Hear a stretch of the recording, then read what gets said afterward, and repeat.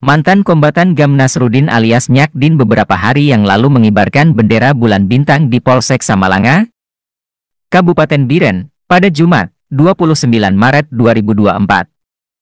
Setelah videonya tersebar di medsos, kini Nyakdin yang merupakan ex-Panglima Sagoe Kutagle daerah I wilayah Bate Iliek mengklarifikasi terkait pemasangan bendera bulan bintang itu di pagar Polsek.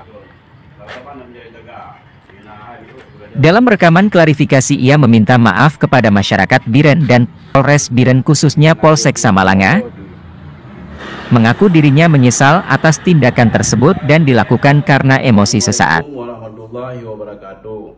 Saya Nasruddin alias Nyakdin meminta maaf kepada masyarakat Biren dan Polres Biren khususnya Polsek Samalanga perihal pengibaran bendera bintang bulan di Polsek Samalanga yang membuat gaduh.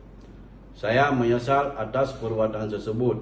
Hal ini saya lakukan dikarenakan emosi sesaat terkait dengan kesalahpahaman dalam penanganan kasus saudara saya di Polsek Samalanga, dan ke depan saya berjanji tidak akan mengulangi lagi dan akan turut menjaga keamanan dan ketertiban di wilayah hukum Polres Biren.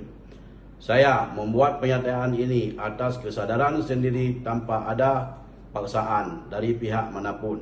Sekian dan terima kasih. Wassalamualaikum warahmatullahi wabarakatuh.